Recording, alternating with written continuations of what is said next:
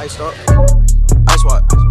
Whoa, whoa, baby, poke it out, poke it out, poke it out. Everybody, so I'm gonna apologize right now because I'm in a rush right now. I can't really sit here and do everything I want to, so this video is going to be a little less orderly or less detailed than it usually is, because I always make these matchups to watch videos every week now. They're a staple of the channel. I really love doing them. They're a very good series to do weekly, but I have to go in a little bit, so I wanted to get this video out still, but it just won't be as in-depth as it usually is, so I apologize, but I'll try my best to make it suitable for you guys, because that's all that really matters out here. So without me wasting any time, let's go ahead and get into the video. So this New Orleans Saints and the Atlanta Falcons have one of the best rivalries in the NFL. Now, sometimes one of the teams, just don't hold up their end, and then they suck. And when we were going 7-9 playing the Falcons when they were going to the Super Bowl, it just wasn't as, classic as it usually is. But these two teams, no matter what the records are, always play each other very tough. And that is why I'm telling everybody, do not brush this game off as a win. I understand the Falcons are 1-7 and we are 7-1, but they still have the best passing attack in the NFL. They're still a very familiar team with this New Orleans Saints team. If anybody can beat us this year, if anybody can snag an upset, it's Atlanta. And before you cry about me saying that, just understand it's a division rival. No matter the records, they will always play us tough. We beat them when they were 6-0 a couple of years back. It just happens sometimes. So with that being said, let's go ahead and get into the first matchup in the game, which is my personal favorite matchup to the game. The question of the day is, what is your favorite matchup for this game? But my personal favorite, and I think a lot of people's personal favorite, Julio Jones versus Marshon Lattimore. Now, this has been a very, very, very high-octane matchup since Marshon came into the league in 2017. It's been very, very, very pumped up because Marshon Lattimore was a very high draft prospect. He was he was supposed to be the best corner in the draft, and he was going up against this Hall of Fame caliber wide receiver, Julio Jones, who has been a staple in the NFL for years for being that guy, for being a franchise wide receiver, for being someone that could lead the league in yards, receptions, and touchdowns. He was always that guy, and Marshon Lattimore was trying to revitalize this Saints defense, and the Saints were trying to use him to revitalize this Saints defense by throwing him out there and putting him up against wide receivers like this. So it was going to be and was gifted to be a beautiful matchup since the first day Marshon Lattimore stepped on that field. Now we're going to go over Julio Jones' stats over the past 2 years with Marshon Lattimore and, kind of elaborate on how Julio has done. In New Orleans, Julio Jones had 11 targets, 7 receptions, 149 yards, and with a 23-13 loss in 2017. At home, Julio Jones also had 11 targets, 5 receptions, and 98 yards with a W, a 20-17 win over the New Orleans Saints in our Color Rush. I'll never forget that game. This is the game that's from right here. Marshon Lattimore also snagged an interception in this game. In 2018, Julio Jones in New Orleans had 14 targets, 11 receptions, 147 yards, and a 31-17 loss. At home, Julio Jones had 6 targets, 5 receptions, 96 yards, a loss, 43-37. Now, if you could look at the statistics for this, you can see that Julio Jones plays a lot better in New Orleans, and, what do you know? On Sunday, we play in New Orleans. Marshon Lattimore has held his own when he has played Julio Jones. I don't know who has the edge in the situation. Marshon Lattimore started off rocky, but, he's come back, and he's been a very solid lockdown corner for the past couple of weeks ever since we played Dallas. That's when he really revitalized and the whole defense clicked, and he's been locked down ever since. Julio Jones is getting an average of 9.3 targets per game, and Atlanta, like I said, has the #1 overall pass attack. So this is going to be a very interesting matchup, something you need to keep your eye on. Marshon Lattimore has never allowed Julio Jones to score a touchdown in their 4 matchups. It hasn't happened. Holding Julio Jones to 0 touchdowns, 4 games back-to-back is insanity. Marshon Lattimore is a very young corner going up against a Hall of Fame caliber receiver. If you see a bump in the road, don't beat up on him. The dude's playing a legend.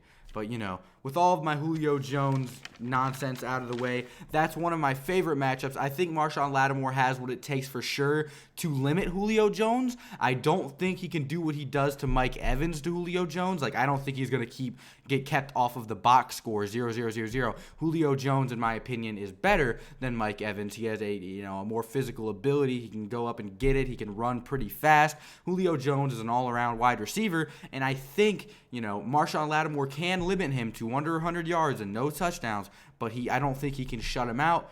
It's really who comes to play this game. They're both incredibly talented players. Like I said, whoever comes to play is who's going to, succeed in this matchup, but very good matchup, can go either way.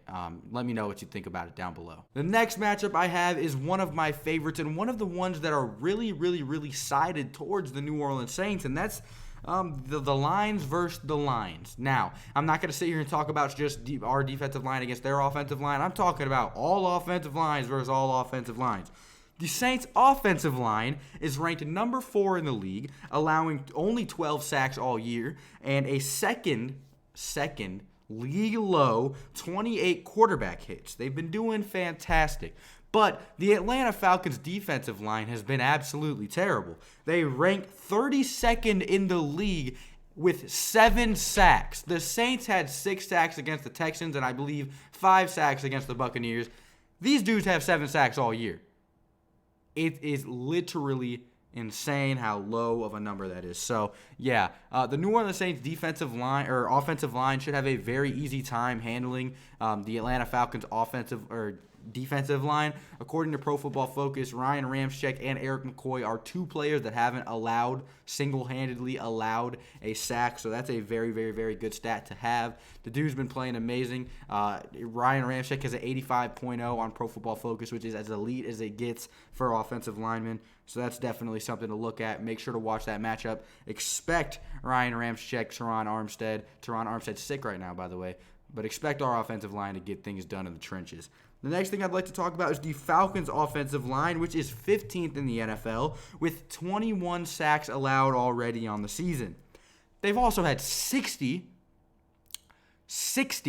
quarterback hits. Now, when you go and look at why the Falcons aren't succeeding, if you're allowing 21 sacks up till week 10 with 60 quarterback hits, what do you expect to happen? That's why Devonta Freeman's been literally non-existent. Of course, they do have a ton of injuries on the offensive line, which is keeping them from their full potential. But, that's always something you have to look at. Atlanta's offensive line, I don't think, would be as bad as it is if it didn't have those injuries, but they do. And that's a problem going into this game. The New Orleans Saints defensive line, look for Cameron Jordan, Sheldon Rankins, Marcus Davenport, all of these, Malcolm Brown. Look for the Saints defensive line to have a swimming day. They're going to do a very good job. They're averaging 3 sacks a game. Lord knows how many we're going to get against Atlanta, and that is just something I'm really excited to see. Can they go and route Atlanta like they should on the defensive side of the ball as far as the defensive line goes? It's a very good question, and it's a very good we got to wait and see moment. So, yeah. We'll wait and see what the New Orleans Saints defensive and offensive lines can do against the opposing lines. But like I said, this is a game that's going to be won based off of whose offensive line plays better, and the Saints have a heavy advantage in this matchup. The odds go to the Saints with the lines, so go ahead and let me know what you think of this matchup down below, and yeah, let's move on to the next one.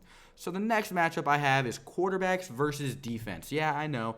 It's a little bit, not individualistic, and I usually like my matchups to watch to be individual matchups, but like I said, I'm in a rush, and this is one that's really simple to break down in my opinion. The Falcons have been fairly good on the offensive side of the ball. Like I said, they average the most passing yards per game in the league, but that's usually because they're playing from the behind and have to abandon the run. Devonta Freeman hasn't done absolutely anything this year. Matt Ryan literally has to try to throw them back into games constantly, and it never works. Matt Ryan has 2,170 yards on the season, 15 touchdowns, and 8 interceptions. Now, the dude has been playing under constant duress no matter what. People that, give the Falcons failures into Matt Ryan's hands are downright, it's messed up. He doesn't deserve it. He's been playing well enough to, lead this team to the playoffs if they had a competent defense to where he didn't have to, if Matt Ryan had a defense and an offensive line, the Falcons would be set, but that's not the case. Okay, this is an interesting stat. So you remember how I said Matt Ryan has thrown 15 touchdowns and 8 interceptions on the year? Well, 11 of his 15 touchdowns have come from behind. Now, when you look at that stat, what does that smell like? Garbage time. Matt Ryan has had a lot of garbage time touchdowns thrown this year, but he has missed the past 2 games with that ankle injury, so his stats might be a little better. They might have been a little better if he had been in for the past 2 games. But the Saints' defense has been fantastic. They've been phenomenal. The secondary has been clicking. Eli Apple's been playing like a true lockdown number 2. Marshon Lattimore has been limiting all of his opponents to under 100 yards. He's been doing a fantastic job. Literally, you can't get better than what Marshon Lattimore has been doing. Marcus Williams is a Pro Bowl corner. Von Bell has been making his name. He has a nose for the ball. Could be a Pro Bowl safety as well. Did I call Marcus Williams a corner? I meant to call him a safety if I did. But, Chauncey Gardner-Johnson has emerged. P.J. Williams and Chauncey Gardner-Johnson are 2 fantastic slot options.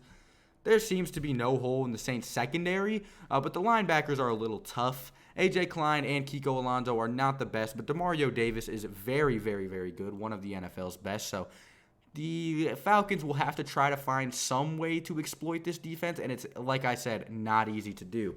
On the other hand of the stick, you have Drew Brees. Now, Drew Brees' stats are a little bit misleading. You can go and look at his 781 yards, 5 touchdowns, and 3 interceptions and think that he's having a very mediocre season.